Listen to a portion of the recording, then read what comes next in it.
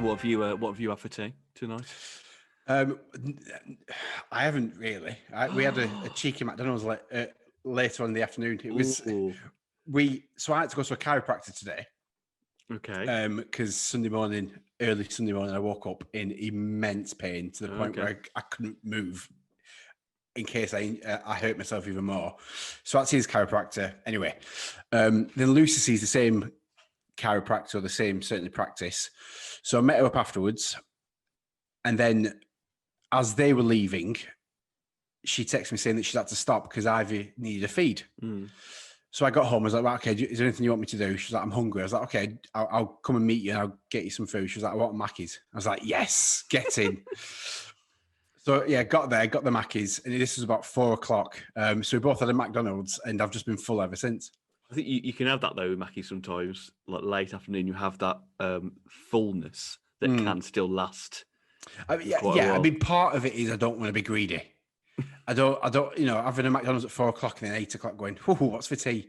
It's a bit too much. I had a double quarter pounder, by the way, if you're interested. Oh, okay. Very nice, very nice. Yeah, they are nice. And with the classic fries? Fries and a Coke.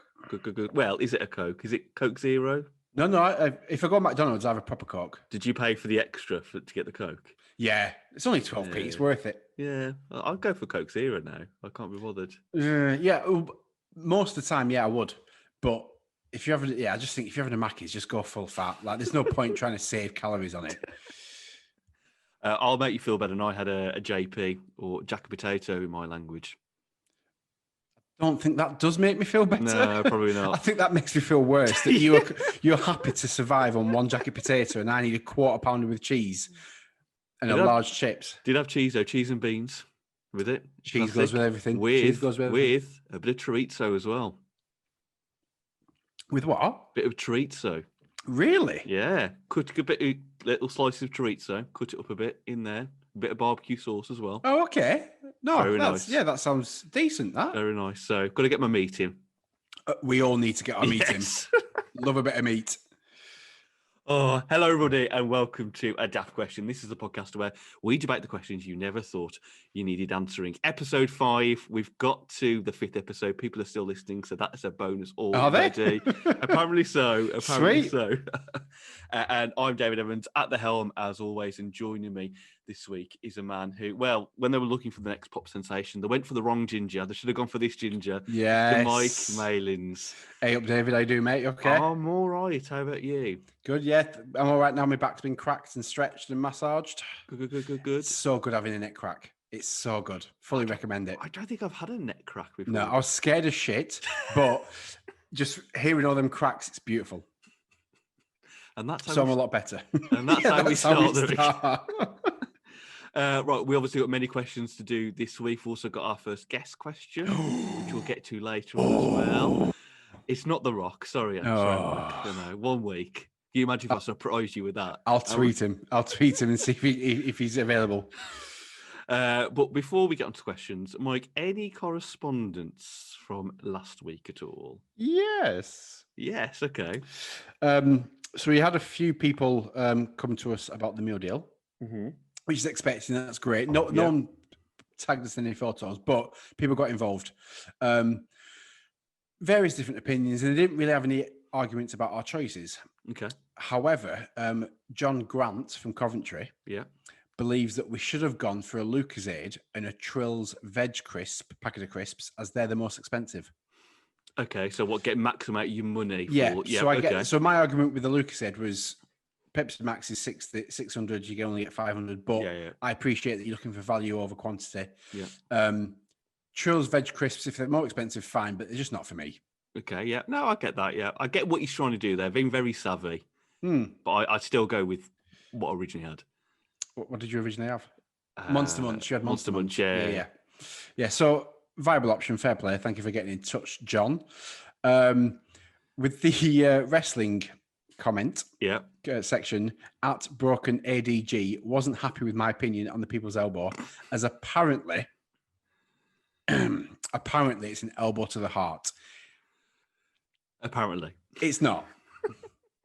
And even if it was, would that really hurt? You can clearly see daylight between the shoulder and the mat. The arm, the mat, the shoulder to the heart. There's clearly daylight there. But he did agree with you that the pedigree's crap. Exactly. I think anything with The Rock, you're always going to get kind of feedback of the negative variety. What I will say, there's a particular gift that he used online when he slides and then delivers the people elbow. Very good. It is the coolest move in Yes. WWE, hands down. And I completely accept that. I think you find it's the most electrifying move. Oh, in WWE. I see what you did there. Yeah. Because he says he's the most electrifying man in all of entertainment, and you just said electrifying for one of his moves, and then clever. I know. Look at us. Sky's the limit. Yeah. Yes. So Judy Geisler, who I apparently need to say that she's my mother-in-law. I didn't say this last week, and she wasn't happy, so I need to say that she's my mother-in-law. Following on from our cheesecake question, she has asked, "What does a potato cake or bomb cake fit into our description?" You remind me what a potato cake bomb cake I was kind of hoping that you'd know what a potato cake is. I think I've heard. A bomb cake is a bread roll. So you don't have to worry about that. It's just it's wrong. You don't call it a bomb cake. It's a bread roll. I think I've heard of potato cake, but I couldn't actually visualize what it is. It's not a potato cake like one of them fried fritter type things. If it is, then it's not a cake, is it? No, let me have a look. Potato cake. I was going to Google it while we're here. I am. Yeah, it's like a fried fritter type thing. Oh, no, it's not a cake then, is it? No, it's not a cake. There's nothing sweet about that. Mix mashed potatoes, flour, onion, egg, black pepper, and salt. You've put in mashed potato, it's not a cake. No. Soz judo. And you're going to fry it as well. You wouldn't say a pancake is a heats vegetable oil in a skillet over medium heat. Drop 4-inch circles of batter in. Yeah, you've got to fry it. Would you fry a cake? Would you class a pancake as a cake? Oh, this could be an episode in itself. I think we need to delay pancake to next February for sure. Wow, you're optimistic with this, aren't you? You think we're making it till February next year? If we can get there. Okay, so let's put a pause on pancake for now. Anything else? Yeah, some people got in touch with about IKEA, the day out, and the general consensus was yes, it is a day out, but as long as you get food there. Yes, that's completely agree. I've got some. I've got some correspondence that I received personally. I know exactly. This is my bit. Why didn't you tell me? Well, I got one correspondence about me being the favoured son. Right. Then. Two of my sisters did not take kindly to that at all. Mm-hmm. To the point where I don't think they realised it was a joke. They took it quite seriously. Okay, then. So that was quite funny in the WhatsApp group for that. Are you one of these families that've got a WhatsApp group? Yeah. My mum tries to start that, but it's like, no, mum. No, it's only I would say the children.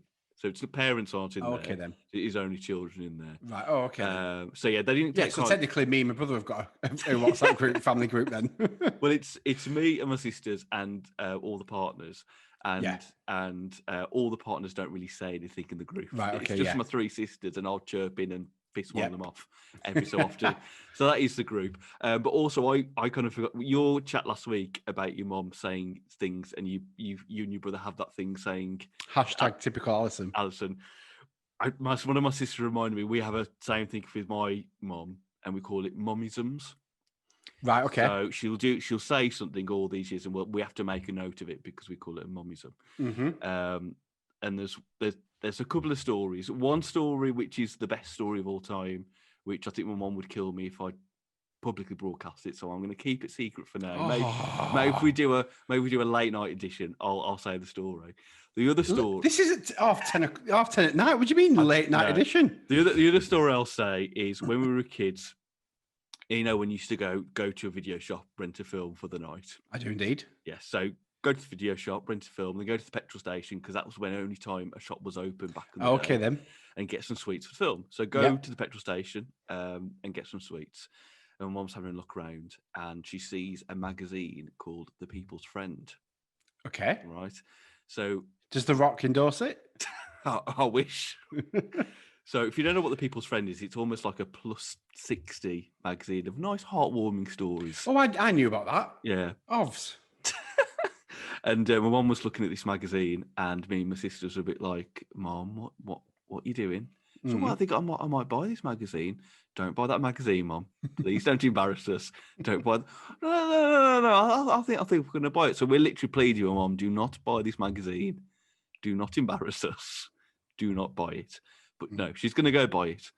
Okay. So she goes to buy it at the till, drops all the other stuff off, and she said, "Oh, can I buy this magazine, please?" And the lady looks at the magazine and goes, "Oh, we've never sold any of these before." I'm going to have to go in the back and check. And we've just basically died. 10-year-old me has just died. Oh.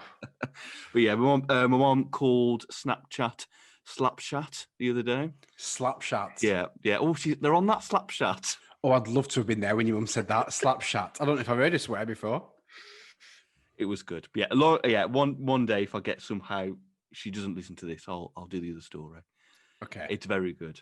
Can you tell me once we've stopped recording? Yes. Right, I will cool. do. Yeah, I will do. And then people can pay for that. Oh, on Patreon. That version, yeah. If they want that version. And then the money will be rolling in. Right, correspondence done. Shall we go correspondence done? Shall we do first question? Yes. Lovely. Michael, I'm really sorry about this. I need to get my charger. I'm really sorry. I thought I'm sorry. Go on.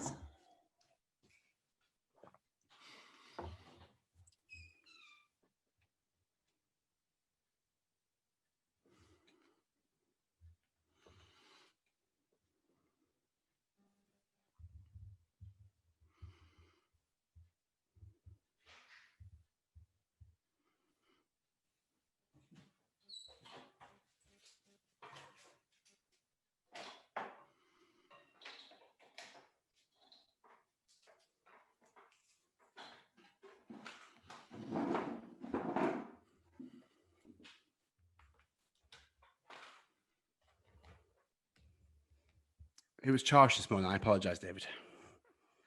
Oh, he's right. Okay.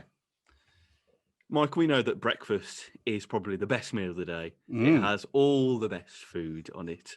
Mm-hmm. But one thing I wanted to ask you, Mike, is could evening meals, what you have for an evening meal, why can't you have that at breakfast? I would love to get on this. I would have no problem with having a steak and chips for breakfast.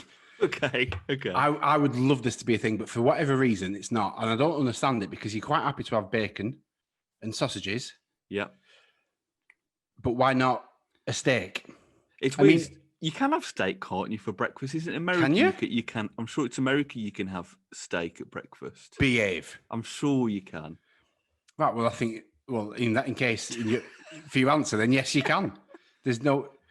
It's weird, isn't it, with breakfast? Because like stuff like bacon and sausage and that, it's quite versatile, isn't it? You could have it at any part of the day, henceforth an all-day breakfast. Yes.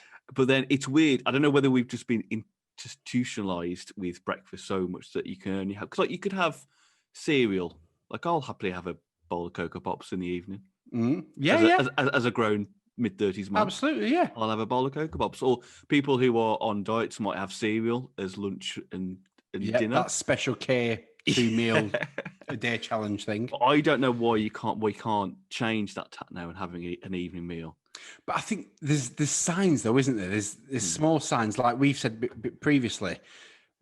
We'd have no issue with having a cold Domino's from the night before to finish off as breakfast. Yes. Not a problem at all. I've had Chinese from the night before, heated it up, exactly, and had it as a breakfast. But if you tell too many people, I think you'd get a certain reputation. And that needs to change. Yeah. Is it because of the Domino's though, that it's cold? You wouldn't. I wouldn't necessarily warm up a Domino's for breakfast. I would still have it cold. No. I wouldn't. Chinese I'd warm up, but Domino's, no, I'd quite happily have it cold. But then I'd rarely have any left over. It has to be like a heavy night or like lots of pizza that's just been delivered and two people can't finish it off. It's like, don't worry, guys, I've got this. I wouldn't have it. I'd never warm it up. Ooh, no. See, even that, why? Why is that? You're quite happy to have a warm Domino's in the evening, but not one at breakfast. Why? It's funny, isn't it? Yeah, it's strange. It's a good question. Human life, eh? But I'd have no problem having an all-day breakfast for tea. That's why it's so versatile. Breakfast. It's so versatile. It is. So breakfast-wise, evening meal, for breakfast, steak and chips. Is that your number one? That's what I'd go for. Or is there anything out there you think this sounds controversial, but I would have this for breakfast? I suppose a pie might be controversial. Hmm. If you had a steak and kidney pie, I think that's going a bit far. But then I'd quite happily have it if I was in a service station and I had to. Oh, early in the morning. There's no butties. What do I need? Oh yeah, I'll get that. That'd be fine. I'd eat that cold in the car. But as a general rule of thumb, I can't imagine it being acceptable if I just pop to the kitchen, come back, and Lucy's sat there, and I've just got the meat and potato pie with a few chips on the side. Like, well, did you not want any for breakfast? Oh, sorry. Is there a limit, do you think, of what you could have as an evening meal for breakfast? Is there anything you like, you know what, I would draw the line at that? I couldn't have that. For example, I don't think I could have a Sunday dinner at breakfast. I don't think I could cope with gravy at breakfast. Yeah, no, I could do a Sunday. Maybe curry. Oh, I think I could do curry for breakfast. So you could have a curry for breakfast, but not a Sunday roast? No, yeah, I know that sounds strange, but I could easily have... And your reasoning is for the gravy? Yeah, I don't know why, for some reason, gravy and breakfast doesn't mix. I know that I'm trying to say that I'd have a madras at breakfast, but I couldn't do gravy for some reason. Just the thought of gravy. No. Pass that korma over. Come on. I want a chicken korma instead. That's not a... I don't know why. David. Just the thought of having gravy at breakfast just doesn't mix. But yeah, I'd have a curry. I'd easily have a curry at breakfast. Especially I probably would. If I'm being honest, I probably would. Especially if I've cooked a curry the night before and then we've got some left over to go cold, then put in the freezer. Right. I would be like, hang on a second. I'd be tempted to warm that up. I don't know if I could have last night's curry. It'd have to be a fresh one. Not a takeaway curry though. The one that you've made yourself. Okay. And I think I could have a takeaway curry warmed up again for breakfast. I mean, I'm not gonna knock anything. If you wanted a Sunday roast with a curry in a sandwich for your breakfast, and that's absolutely fine. I wouldn't have a problem, David. If anything, I'd clap and be impressed. With a bit of cheese as well. With a bit of cheese. Where do you stand on lasagna for breakfast? Yeah. Never done it, but I'm up for it. I think I go for lasagna. I think some of the problem is, can you be bothered in the morning? I think yes, that's if the it's key there thing. In the fridge or the freezer and you can stick it in the microwave and it takes 3 minutes or whatever, great. But can you be bothered making a curry, making a lasagna? Fried breakfast, yeah, because it doesn't take too long and you'd like to think it's a bit of a treat. Yes. Like, as much as I'd want a fried English breakfast every single morning, I know that I'm not going to do that because it's bad for me. So maybe that's a thing that we need to think of. Like, can you just be asked if it's cooked for me? If I had a butler, like, what would you like today, sir? Steak and chips. But that's quite quick. No, let's go back to lasagna. Yeah, I'll have lasagna for breakfast. Then that'd be fine. Have you not had enough steak and chips? I'll tell you when I've had enough steak and chips. That's true. Like, all the preparation that goes into doing an evening meal, depending on how complicated it is, you just wake up in the morning. That's probably the last thing you want to do. Whereas, like you say, fry up, a lot of it is either just bung it in the oven, bung it under the frying pan, or grill it, and it's fine. Yeah. So maybe we haven't thought of that. Then do you really want like a ready-made, like a microwave meal version for breakfast? No. Probably not. I mean, that's last resort for tea. Yeah. I'd probably have just a couple of slices of toast over that. Yeah. So we're saying then, evening meal for breakfast. What are we saying, David? What are we saying? Because we lost ourselves. You tell me. I think we're saying yes, evening meal for breakfast, but there are some limitations to it still. Yes. So we're saying that perhaps certain meals you can have, but certain you can't, and no gravy. Well, for you. For me, yeah. Personally. I'd be happy with my Sunday roast, thick gravy. So is there nothing off limits? Is it like so? Again, pie? I'd have a pie. Fish and chips. Chips, I would. Yeah, the battered fish for breakfast. Are we talking like an hour after woken up? Yes. Yeah. I mean, have you had chocolate for breakfast before? Well, advent calendars, yes. Yeah, good point. Because I've had like chocolate bar before, and people at work have said, "Oh, how can your stomach handle that?" So I don't know if now is that a thing? Is your stomach ready? Is this some sort of science behind that? Is your stomach isn't ready when you wake up for a curry or a lasagna, but then as the day goes on, it's got a bit of an appetite, and come 6, 7, 8 o'clock at night, your stomach's literally going, feed me, feed me. That's how mine speaks to me anyway. I don't know about yours. I guess it's like, I think you are right. It's because I guess breakfasts are quite simple meals in some ways. Even a fry up ultimately is a simple meal, whereas a lot of evening meals can have layers to it, can be quite different things going on. You can have not, and this is quite similar to an all-day breakfast, but different things on your plate that you might mix in together. So I think it's all down to simplicity. That's what I think it's down to. I'd have no problem with it. It's just the time and effort that goes into it. So we need an evening meal that doesn't take much effort, hasn't got if much complication someone gets to up it. An hour before I do, gets me a lasagna cooked on with some chips and a fried egg, whatever, and then give me half an hour when I wake up, and boom, I'm having it. Okay, so evening meals. Oh, go on. I was just going to say, with your fried breakfast, yeah, what drink of choice do you have? Oh, we've talked about this before. See, I would go for orange juice, but I know you would go for a full fat Coke. Full fat Coke. Yeah. And a coffee. Oh, and a coffee, so double caffeine. Yeah. But apparently someone's once told me that you need your coffees or your teas so the fat inside doesn't doesn't harden up. Okay. So if you have a Coke with some fatty sausages or bacon, that cools it down. Okay. Whereas if you have a cup of tea or a cup of coffee with the grease, I don't know, some science behind it. I wasn't listening. You learn something with every podcast. There we go. Of science for you. And I always find as well, if you do have a fried breakfast, I always do sometimes fancy a Coke. It's just, there's almost something natural to what you're eating. I think we've just thought of a question, David. Okay. The ideal fried English breakfast. Right, hang on.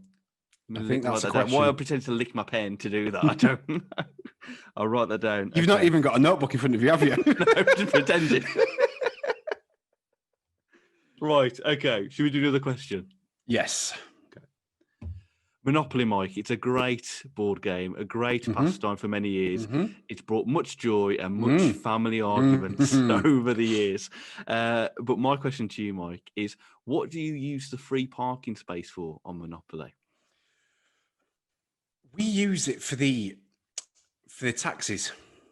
So you've got to pay the fines. The fines, the taxes. If you need to get out of jail, what other way is there? Well, that's what. Yeah. So any kind of fines, any like community chest or chances you get up, you've got to pay a fine. Just put it in the middle. Anyone lands on free parking, it's yours. Yep. And what I love about it is the bigger that pile gets, the bigger stress it gets when you get to that point, and the more annoyance you get when someone lands on it when it's a massive pile. I love a game of Monopoly. I love it, but I think it's funny because it's an urban myth, isn't it? That's not actually the rule of Monopoly. Really? What? That free pot, that put your money in the middle is not a rule. That is a house rule that's been passed down through households. I'm being serious here. Okay. This is a general thing. Two things, because a couple of years ago, when I played Monopoly with Mrs. E's family, we thought, should we actually look at the rules and see what it says? So free parking wise, it's just a free space. It's just almost like a resting spot. Nothing happens on it. Really? I think that's bizarre. I think they should write it in the rules that. So where do all the fines and the taxes and get me out of jail? Where does it go back to the bank? Oh, what's the point in that? But that's what I mean. That's why I think they should rewrite the rules. But someone has made that rule, and I think it's just been passed on when other people play Monopoly and go, "Oh, this is how we do it," and then it's just carried on. But I think more people do it than we realise, and we think it's a natural rule. I don't think I've come across anybody that doesn't do that for the fines and whatnot. Let me give you another example. Let's say you've landed on Angel Islington and you thought, you know what? Look at you with the Monopoly knowledge just off your top of your head, you geek. And you thought, you know what? I don't want to buy that property today. I'll pass. What do you do then? It's your turn. You decide to pass. What happens next? Right. So I've landed on it. Yeah. I've had the opportunity to buy it, but I haven't. Yeah. And I've thought, no, it's all right. I'll pass on that. Yeah. What do you do? I'll let the next person go? Yep. Again, not in the rules. I only discovered this 2 years ago. Do you know what happens? In fact, I think I might have come across one person or family that might have. Yeah. Go on. You then immediately auction that property to everybody else. Yeah, I have had someone that's do this before. Don't agree with that. No, exactly. So we've tried this, and I think it actually spoils the fun of it. Mm. Some of the fun of it is trying to land on the property. Yeah. So let's say Mayfair's last and no one's got Mayfair yet. It's that thing of, oh, come on, I need to get Mayfair. I think it spoils that just ruins that spoils the fun. And surely as well, one of the great things of Monopoly is that it can take for days to complete. Whereas if you do the auction, it could be finished in an hour. Yeah. You don't want that for a game of Monopoly. You want it to last Christmas Eve, Christmas Day, Boxing Day, all the way up to New Year's Eve before everyone else comes. Yeah, this is what we do with Mrs. E's family. So if we do Christmas Day at Mrs. E's family, the evening game will be Monopoly. All of us get around the table. So it's like Mrs. E, her parents, aunt and uncle and cousin will all do a massive game of Monopoly. So, and what we'll always do, we'll do it in teams. The two of us will pair up. And the last time we did it in that format, me and Mrs. E's cousin won, and we started at about 9:30 and finished at 3 in the morning. Really? And it was fantastic because me and Catherine's cousin knew that we were going to win, and we just gloated every single turn. We loved it. Every time someone fell, we were raking in the money. We had our row of death around one corner. Yeah, that's key. That is key. I love it. And when you know you're going to get that hotel, you're like, here we go. Have you ever had someone like pull a massive strop? Oh, yeah, in the same game. Yeah. Oh, okay. The uncle just was in a massive strop. And we were just thought, what should we do here? Should we make it worse? Yeah, let's make it worse. Go on. My stepdad just flipped his lid, got up off his chair, flipped the actual game itself, and went, I'm not having this. You've all cheated, and went off in a proper huff. And I didn't know whether to laugh or cry. Talking of cheating, have you played Cheaters Monopoly? No. Oh, right. I implore anyone listening to this and yourself, Mike, to go buy the Cheaters edition of Monopoly. Okay. This is a new game that only came out about 2 or 3 years ago. Amazon Prime Day starts tomorrow, so who knows? Ooh. So Cheaters Monopoly. Cheaters Monopoly. I'm Googling it now. Or it's Monopoly Cheaters Edition, right? I guarantee you this will be the best version of Monopoly you will ever play. Right? It's on Amazon. Yeah. Is it on a good deal? At the moment. The internet's being slow. Oh, Manchester Internet. First Wolverhampton Internet, now Manchester Internet. It's currently £26.17p. Let's see. £16.51 is the cheapest. It's not bad. It's not bad, actually. See what Prime Day does if it's up. Anyway, right.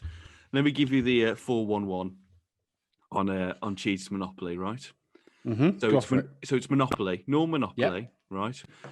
What's different about it is you have 4 cards in the middle which are interchangeable, and they've all got cheating tasks. Right. So there might be steal money from the bank, put a hotel on a property without anyone noticing, pretend that you've won something on a chance, but you haven't actually done that, right? Okay. So what happens because of that is that it turns into the most stressful and paranoid game of Monopoly you will ever play. Oh, also, by the way, everybody is the banker. So you take it in turns. Each person, every time they throw the dice, you are the banker. Okay. So it catches the paranoia of, is someone going to steal from the bank? Right. In that thing. So it's, and what you can also do is, on the cheat card, it will say if you succeed with a cheat, you'll get a reward, like you'll be able to take a property or get more money. If you get caught, then there's a forfeit. Okay? Right. But you can also pretend to cheat, and if someone calls you out, say you're cheating, that person fails. The one that's called it? Yeah. Oh, okay. So not only are you constantly watching everybody, what they're doing, you're also trying to play Monopoly. Nice. You're second guessing everybody.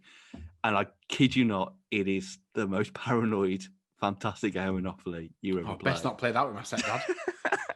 There was once when Mrs. E's cousin I could tell he was pretending to cheat on a bit. Right? Okay. I could and I thought, you know what, I'm going to go along with this and let him think he knows. He thinks he knows. He thinks, you know what I mean? Yeah. Anyway, we all know what I mean. So he's pretending that he's won a certain amount on the birthday thing. You know, he says if it's your birthday, collect £10 from each player. But he's saying, oh, it's my birthday, collect £50 from each player. Okay. So I do that, that film thing where I get my money out and he's getting money. People are giving me money and I go, oh, yeah, okay, I'll go give you the money. And I literally about to hand him the money and I snatch it away and go, cheat. And he's like, oh, F's sake. It's great. Nothing getting past you, is it? No. I was expecting more of a laugh, but no.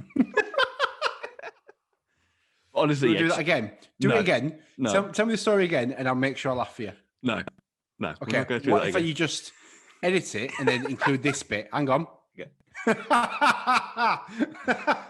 oh, what you like, David. The problem is that's how you always laugh. So I now no longer know if you're being genuine or not. See, some of us got skills, some of us haven't. Yeah. Cheese Monopoly. I highly recommend it. Okay. It's really, really good. What's your rules on buying properties in terms of when can you buy a property?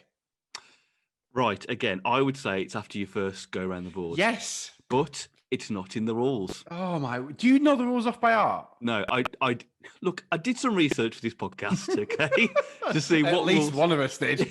But yeah, that's not in the rules as well. It's you don't have to go. So in the rules, you literally could just buy whatever you wanted. Yeah, straight away, you can do that. Right. Okay. So, do you? I don't think I like the rules of Monopoly. That's why everyone invents their own rules. Do you have any strategy with Monopoly when you play? Is it just literally just play, or do you go, right, I'm going to try and do this?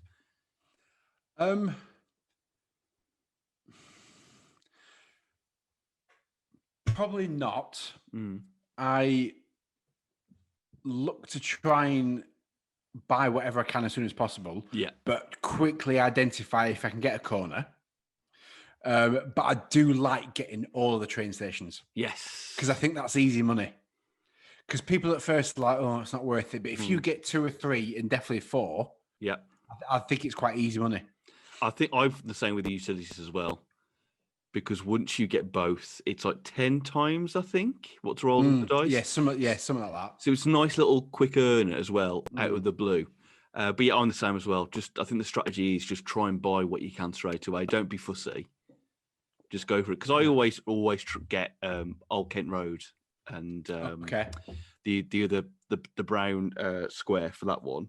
And like you put a hotel on it, it's only like £100. But once they pass go, again, I'll have £100 of that. Thank you. Just all builds up. I might have a massive wad of ones, but still, I don't think there's a bad investment in Monopoly.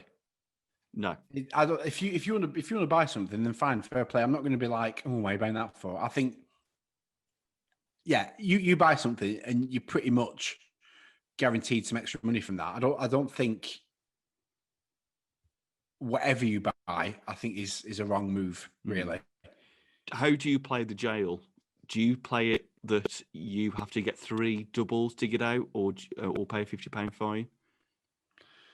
What, me myself, or just a general rule? In your rule, in your household?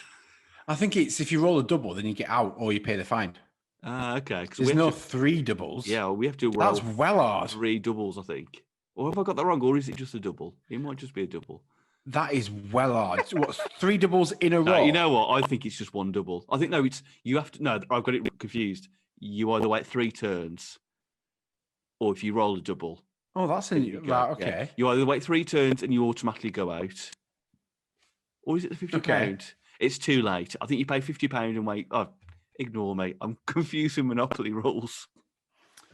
So as far as I'm aware, it's roll a double and you get out, or you pay the 50 quid or whatever fine it is. Yes. No, oh no, it is. It is. Or you can wait 3 turns without having to pay. Right, and let me get Monopoly board out. Let me just. Well, what's the next question, David? Okay. So what we're saying for this one, we're saying. Did we answer the question? Did we just talk about Monopoly? Free parking. Free parking. Yeah, we do basically put things on. We put money in the middle for free parking. But we're breaking the rules. Yes, and I'd be interested to hear other people's. I bet. I mean, if we got a decent enough amount of listeners, I bet they would have their own rules. Absolutely.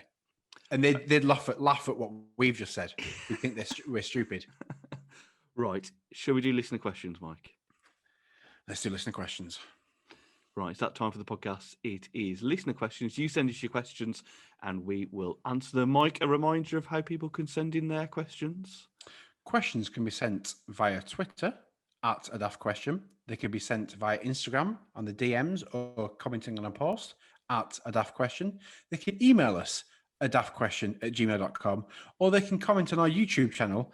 Just search for a Daft Question. Very concise. Well done, Mike.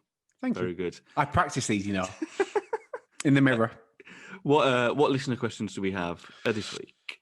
Okay, so one that came in this morning, which I think is a good one, at Gold Atten. Yep. It's October, and you have a pair of holey socks or pants. Do you buy some new ones now, or hold off knowing you're bound to get several pairs for Christmas? Ooh, that's a good one, because you are bound to get some, aren't you? Or every year. Yeah. I would probably be tempted to wait. Probably. Would you? But then is he saying that every single pair is going to hold it? He said you have a pair. Right, okay. Because, I mean, likely chances you've got another pair that isn't. I mean, I'm quickly running out. In fact, we went to Cheshire Oaks. I don't know if you've heard of Cheshire Oaks. I have, yeah, very much so. A great place. And the only thing we bought was socks from Marks and Spencer's. I got a 5-pack. Ivy got a 6-pack. And Lucy got some as well. Very good. But I've needed some, to be fair, in my defence.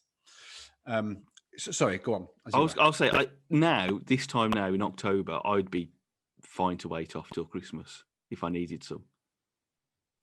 Now I've got my 5 pair of thin/thick socks from Marks and Spencer's. I'm fine, but if I didn't have those in supply and I came across another one or maybe another 2 pairs, I myself would be willing to wait. The other person in this household might have an opinion on if I carry on wearing them or not. And I don't think the excuse of, well, I'll be getting some for Christmas would hold out for another 3 months. Yeah. I think I'm probably in that same boat as well, in fairness. So we're saying yes, yes, but our partners are saying no, get to shop. It's like that single conversation last week. In our minds, it's a good idea, but actually in reality, no. Which I've had no feedback from. It's great. I don't think she's listened to it yet. No. Okay. So that's that. Another one, David, from your nephew. Oh, okay, yeah. Eddie. Yeah. Yep. He's asking, when lightning strikes the sea, why don't all the fish die?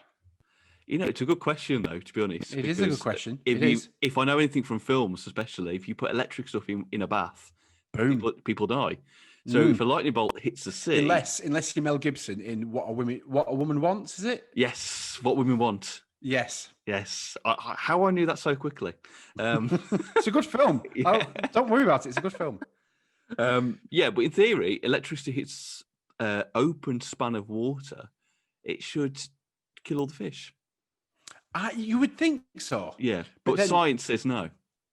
I suppose it depends on the area of... the area of the sea. It's a big fucking... big area of the sea. So if it was... I would think within like a metre or 2 not circumference. It doesn't work like that. Area. Yeah. Then I imagine, will some get electrocuted, or are they just like, oh, there's another one, Bob. That was my impression of a fish, by the way. I got I don't that. know if you got that. Yeah, kind of. Yeah, I thought you just liked someone called Bob. Bob. Okay. No, but it's a good question. Do any of them? They must do. Some must die. I think the obvious answer would probably nothing happens. Probably is it some kind of conductor when it's such a massive span? That's what I mean. Yeah, I don't know. I'd like to think. Should we have Googled this? Should we have experimented with this? I thought you were going to say. I'll go down to Blackpool. Where's your nearest sea? I'll plug a toaster in, throw it in the sea, see what happens. And just wait for the fish to arrive. 2 podcasters commit genocide this evening after getting all the fish. But we say with Norman Price from Ponty Pilot? No, Pandy. Pandy, and we'll get off scot-free. Well, no, you'd get away with it because you're ginger. Boom. Right, see, alibi there, sorted. You can commit any crime you want and go, but I'm Norman Price. Oh, get out of here, you. I'm sticking with that if I ever get done for murder. Yep. Who else but Norman? That's a comedy show in itself. It's a sketch show right there. No, you don't know who's going to kill next. Duh, duh. It's taken quite a dark corner, this, hasn't it, really? Yeah, that's Norman Price. Eddie just wanted a yes or a no. I'm going to say a strange, hopeful yes. Surely it happens. Not all the fish. No. But I reckon surely in the vicinity of the lightning bolt strike, and that's the word I wanted, vicinity, not in circumference. I reckon there's some that must die. Okay, all right. So we're saying maybe, hopefully, yes. Yes. Okay. Any other questions on listener questions? We do. Sugar, I've just dropped my phone. My laptop's broken. Can you see me? Right. Stephen from Stockport. Yeah. Are zebras white with black stripes, or are they black with white stripes? Oh, it's the age-old question, this one.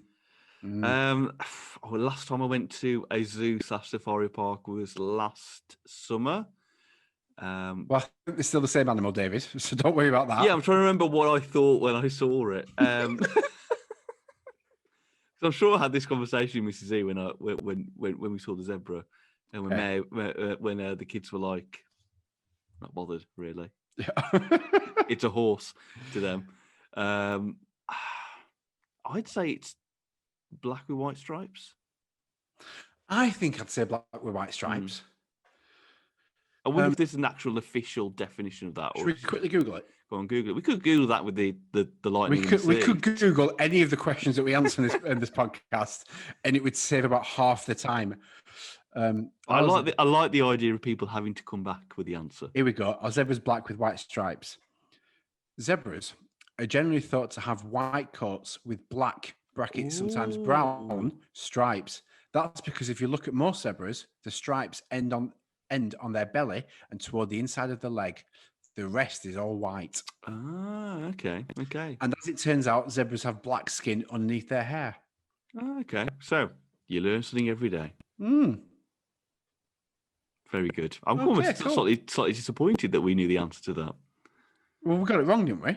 Yeah, but still, I like the anticipation of wait. Yeah, you like the fact that people will listen to what we say. And it's cast iron, boom. Yeah, you see how it's podcast engagement, Mike. We set a question and people come back with an answer.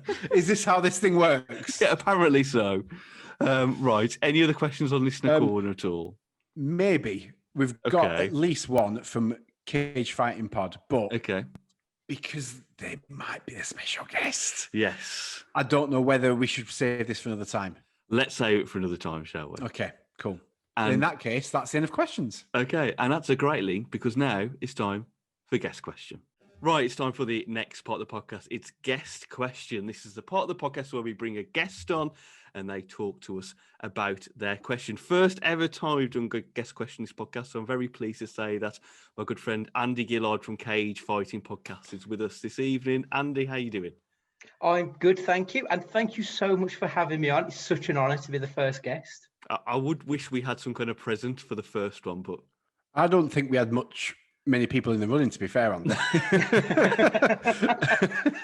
but it's a privilege to have you on. No, thank you very much. I had an extensive list, Mike. Yeah, the Rock's at the top. He wasn't available. So as I say, guest question. Our guest comes on to pose their own question, and we debate it. So, Andy, the floor is yours for your inaugural guest question. What is your question for ADQ this week?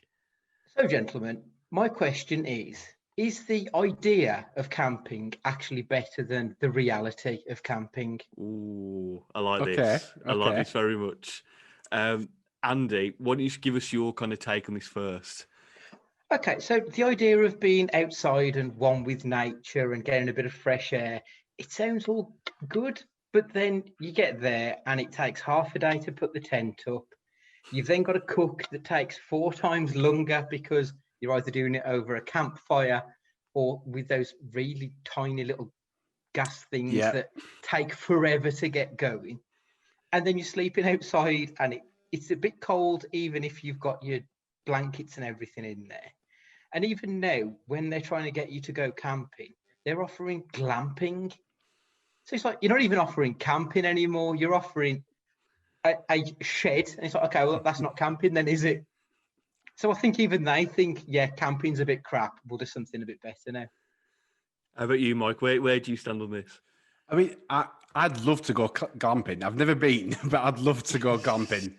But no, you're right. I think it depends on how long you go for. I think it can. If a week can be too long and you run into troubles, then I think. My brother recently went away, and it was a week where there's a massive storm, and he's got a 3-year-old daughter as well. And about 2 or 3 days in, he sent me a picture, and half the tent had just collapsed. They'd gone out somewhere, they'd come back, it just collapsed. Stayed in a hotel that night, and I texted him the day after. I was like, "So have you gone back to the tent?" He said, "No, we've just jacked it in. We've gone home." And that's what. Not expecting, but you're kind of thinking, "Oh, is this going to happen? Is this going to happen?" And well, obviously, it ruins your holiday. Yeah, I think I'm there on that. I think I really like the idea of it. I like the idea of being like one with nature, getting up in the morning, making yourself a cup of tea over the gas burner. And you kind of get there and you're like, "Oh, this isn't really what I imagined." And I find that having kids as well, and Mike, you'll perhaps have this on your Centre Parks holiday. Is this your first holiday with Ivy? It will be, yes. Okay. Yeah. And because I think with all the rules that Boris has just announced, I think we can still go. But you'll find that going on a holiday with kids is no different just being at home. Right, okay. I like the idea that, yep, we're going on holiday, great. And you get there, you're like, this is like, I'm not actually on holiday, am I? This is exactly the same. I'm doing all the same stuff, but more, because I've got to pre-plan my day more because I've got the kids.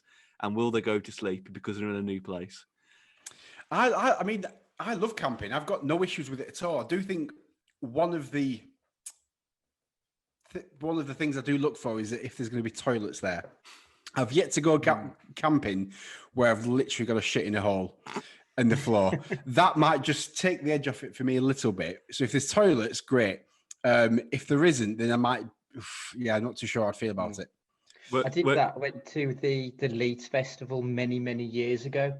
And rather than the portaloos, in the campsite part, it's literally just, they've cut out a 6-foot ditch. And there's just like these wooden planks over it, so you're just shitting in open air. and you can see down, and you can just see everybody else's feces floating along. And it's beautiful. It's the worst. Is it, in that situation, is it kind of weird to just strike up a conversation to the guy next door and be like, no, "Hey mate, got like you need it too, did you?"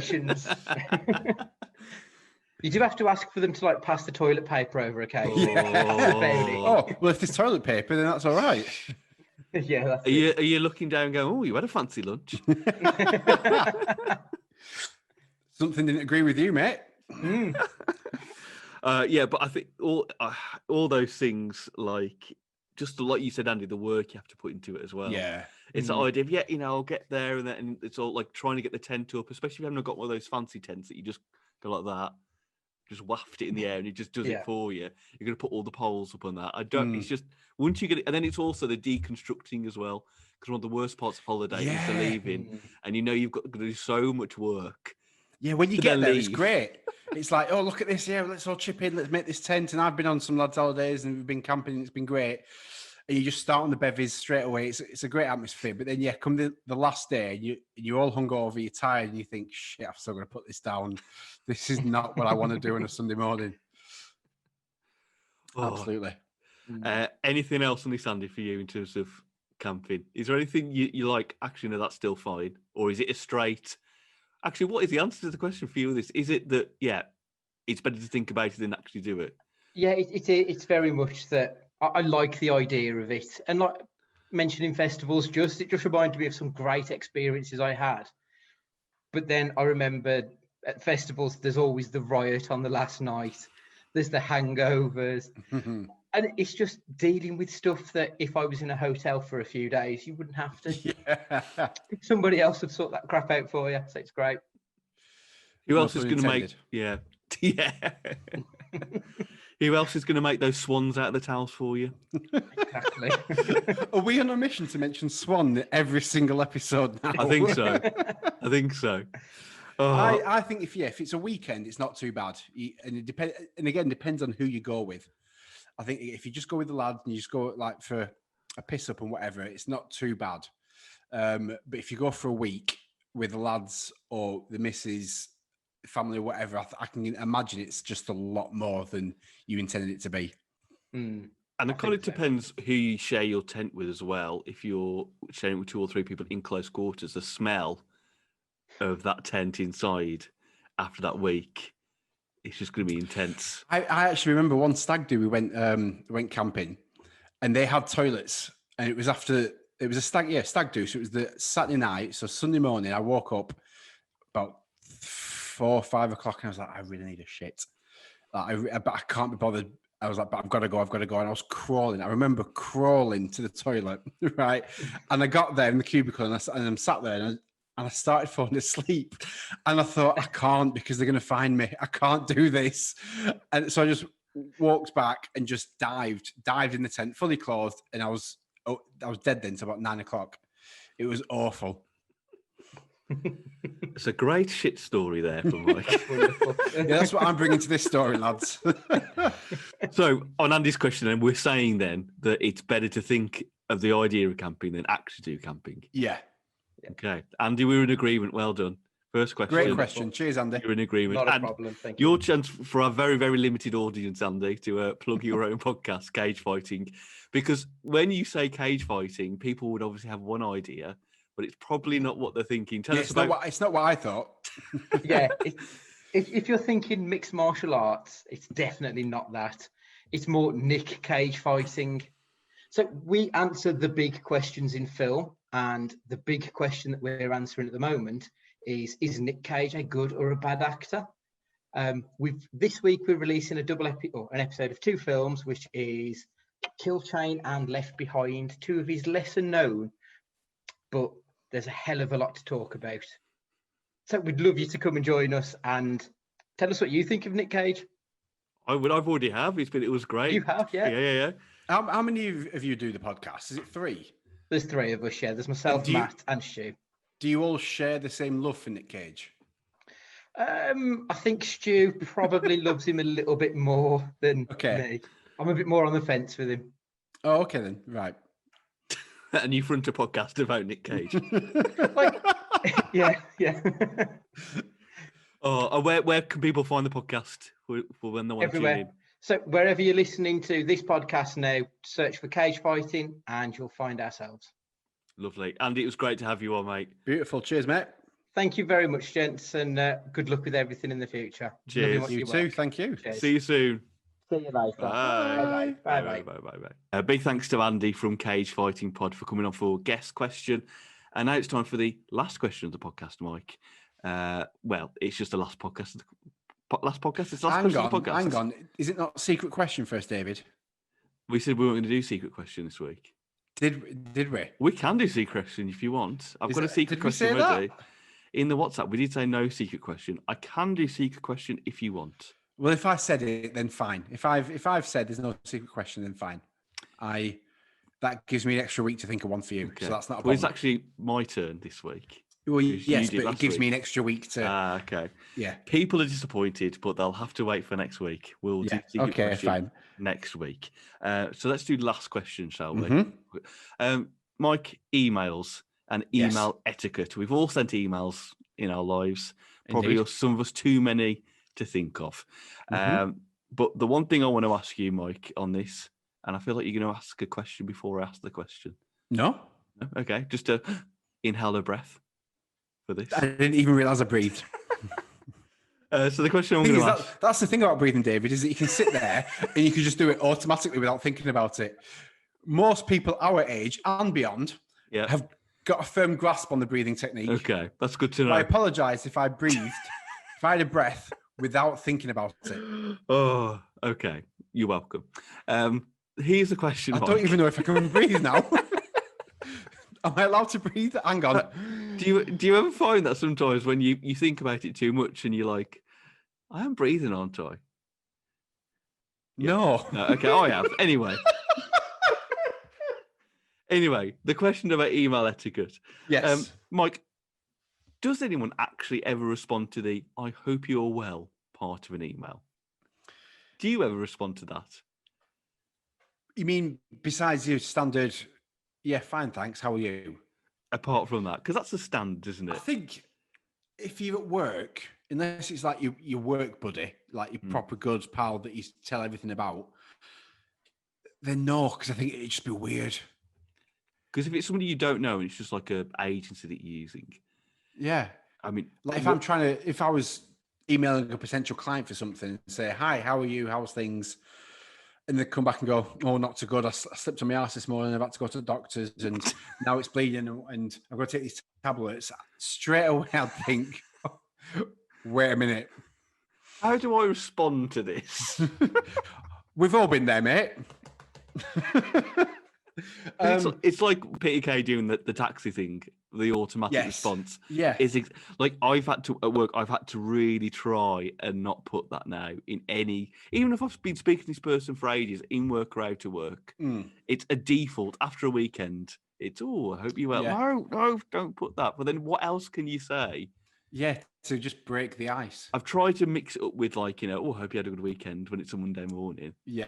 But then you might get the life story of the weekend. I will say though, since lockdown and the COVID situation, I have genuinely, whenever I've got in touch with somebody, whether if it was at work or if I was emailing a company or the chiropractors that I've just been to or whatever, I will genuinely say or ask, how are you guys? Yes. I hope everything's right. Because I will genuinely want to ask if they're okay and whatever. But besides a national or a wide world pandemic, I think it'd be very odd if they gave me an honest answer. Because it's strange, isn't it? Because obviously with what's happened with lockdown at the moment as well, you almost want people to be honest about how they're feeling because of mental health and that. And if somebody isn't feeling good, you obviously want them to be honest about it. Absolutely. And if they see that and give a genuine, oh, actually, no, I've not felt good this morning, whatever, and they see me or you or whoever as some sort of, to feel comfortable saying it, yeah. Absolutely. Then no problem at all. If you want to come and talk to me about something, then crack on. Like I've got no issues with that at all. I just don't want to know if you've got a runny arsehole. That's my only beef. Is there any way you'd mix it up at all? Me asking the question? Yeah, as in, what would you say instead of "I hope you're well"? Is there any way you can mix it up? Would you put spoilers to TV shows? Oh, I couldn't do a spoiler. No, David. Unless you really didn't like sacrilege. Unless you really like someone. I can't email again a new client and say, oh, I can't believe they did that in Game of Thrones. No. Don't tell me you do that. No, I don't. I'm just David Evans. I'm trying to think of ways you would spice it up. I mean, I would potentially, in reply to a question, like Monday morning, I might be like, yeah, all good, thanks. Just have my bacon butty, so I'm ready to start. Like, you're not one of those. Yeah. Of course I am. That one. I am that guy. You're not one of those inspirational LinkedIn posts on a Monday morning. Right, team, let's smash the day. I put maybe not on LinkedIn, although I have done a couple of Instagram posts where I've taken a picture of like a sunrise or whatever and gone, time to smash it or something like that. But that's just like I'm feeling it. I'm like, right, let's crack on. Whatever the day brings, let's just bring it on. Like, why not pass that positivity on to someone else? Someone else might look at that and think, yeah, that ginger bloke's right. I'm going to do my best here. Yeah. Oh, no? Not with a sunset. Sunrise. It's sunrise. It starts at day. Oh, yeah, true, actually. But sunset would be like if you're doing it on Sunday night. I'll sack the people off Sunday night. Although what I will say is that if anybody starts posting about, oh, can't believe it's Monday tomorrow. Yeah, shock. It comes round every week. That's how it works. Monday, Tuesday, Wednesday, Thursday, Friday, Saturday, Sunday. Oh, look, it's Monday again. That's how the days of the week work. I'm sure you've used Monday motivation then. Hashtag Monday No. motivation. No. Oh, come on. Surely No. you have. Because it's what You you had have your weekend. That just crack on. I think it's because I used to work. For quite a while. I used to work in retail, so there'd be a lot of the time I didn't really have a weekend. So whether it was a Saturday or Sunday or a Monday didn't really matter to me. So when I started going into working with the work life where I worked Monday to Friday, Monday came along, and I was probably just grateful that I had a weekend. I don't believe that you've put an inspirational post up about smashing it and you have not used hashtag Monday motivation. No, because I don't think you need it. Why do you need it? It's Monday comes every week. It's the start of a brand new week. You should yourself just walk in and be like, right, okay, let's bring it on. Why should I then go hashtag Monday motivation? I guess because it comes around every week. Why? Sunday night, I can't, but weekends go so quick. Oh, I'll be back at work soon. I'll tell you what, who's worse, right? I'm going off on one now. Teachers, right? And right. I've got no problem with teachers. They do a fantastic job. Yeah. But then when they moan that, 6 weeks has finished, back at school tomorrow. Yeah, well, some of us haven't had 6 weeks. Or 2 weeks at Christmas. Or 3 weeks at Easter. I guess working in retail when you did, when you hear things on the radio saying, oh, the weekend starts now, and you're like, no, I'm at work tomorrow. Yeah, no, I got a Christmas day off. Yeah. Back in retail. Look, I'm not having to go at anyone. Like, certainly teachers, I think they do a cracking job, and I know they don't get the full 6 weeks. But there's a certain period in September where you just see everyone's post going, oh, back at school tomorrow. Yeah, it's your job. That's what you do. Oh. But yes, so nobody replies to the emails. No. No one actually ever truly does, do they? Everyone does the usual. I'm fine, properly. thanks. No, I'm fine, thanks. How are you? No one's actually. Yeah, that's the thing. Do you say, yeah, fine, thanks. Yeah, I've had a good weekend. How are you? Hope you have too. Do you do that? Yeah, I just do that generic thing. Good. That's nice. There needs to be a keyboard shortcut that automatically pastes that on. Well, Gmail starts just automatically demanding that you write a certain sentence. So if you start typing something, they will be like, oh, we'll finish it this way. And they will add 3-4 words in the sentence. It's like, no, I don't want to, I'm not saying have a nice day. I'm saying having a crap day or whatever. They just predictively say, well, this is what you're going to write. Just click enter and you're fine. No. Is it like Microsoft Word's paperclip help? Yeah. It goes, I can see you're trying to write a fake reply to your hope you're well. Would you like to say, yes, no, I want to say I've had a crap day. Yes, that's fine. I've had a great day. No, that's not what I want to say. Leave me alone, paperclip. What happened to him?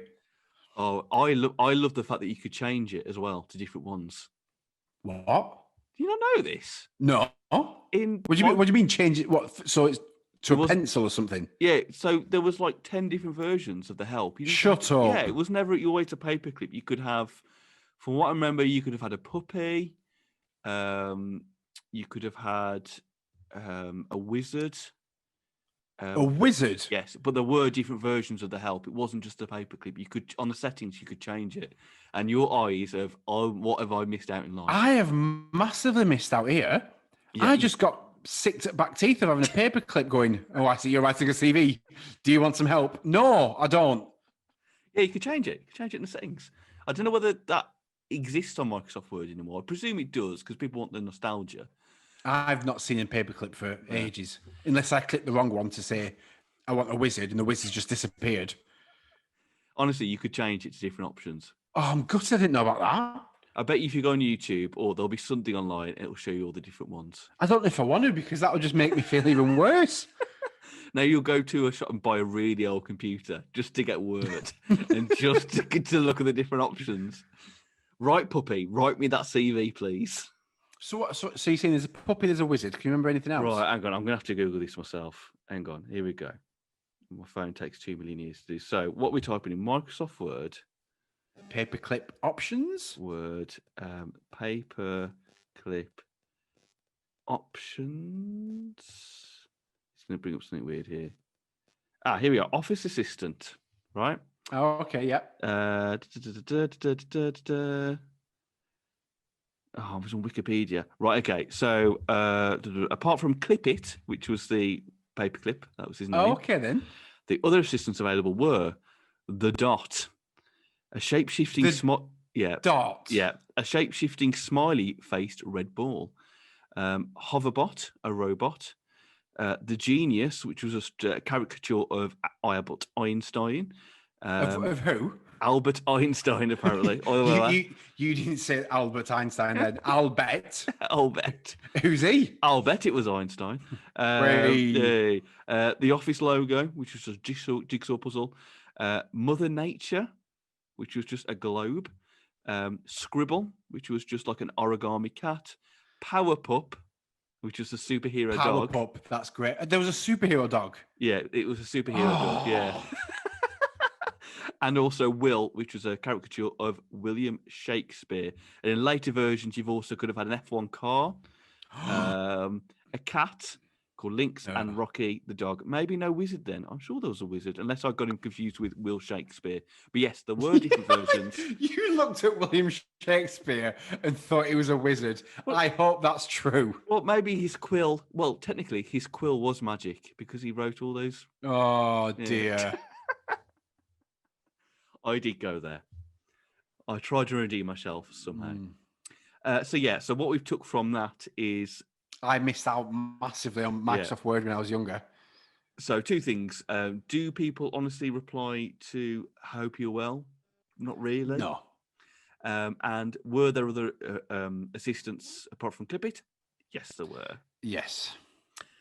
And Mike is now... You need to go on... I bet if you go on YouTube, you could find... what's the point? I've missed out now. Like, there's no point me looking at the scribble or the bouncy dot or whatever it was and going, oh, that's what it could have been. Like, I'd go back and watch previous kids' TV shows or 90s music to reminisce because I was there and I enjoyed it. I'm not going to look at something and think, oh, look at what you could have won. I'm not going to... That's just no fun for me. Right, we know what you want for Christmas now. I want an old PC with Microsoft 98, Windows 98, and I can click happy and be like, oh, look at that little red thing bouncing. With a dial-up modem as well? Oh, you're taking it too far now. I haven't got time for that shit. Oh, and on that bombshell, that's it. That's the podcast this week. Thank you very much for listening, everybody. Mike, a reminder of where people could follow us and submit the questions for each podcast. Sure. You can tweet us or Instagram us at a daft question. You can email us adaftquestion@gmail.com, or you can search for us on YouTube, a daft question, and just leave a question in the comments. It's completely up to you. Lovely jubbly. And also, if you've enjoyed listening to all of this and you've got iTunes, give us a 5-star review and comments. we do. We've got, to be fair, we've had some good reviews. Yeah. And thank you very much for all the love that we've had. A lot of people have said to me that they really enjoy it. We've had, I think we've up to press maybe 20 5-star reviews, which has been great. And there is a lot of people that seem to genuinely enjoy this, and we massively appreciate it. Anyone that tells people, share it. I've got a friend that shares it on Instagram every week. It's massive. So thank you very much. Really appreciate it. 20 reviews down, just another 2,000 to even scratch those top 10 iTunes charts. We can get it. 2,000's doable. Yeah. Yes. Yeah. Doable. Yeah. Doable.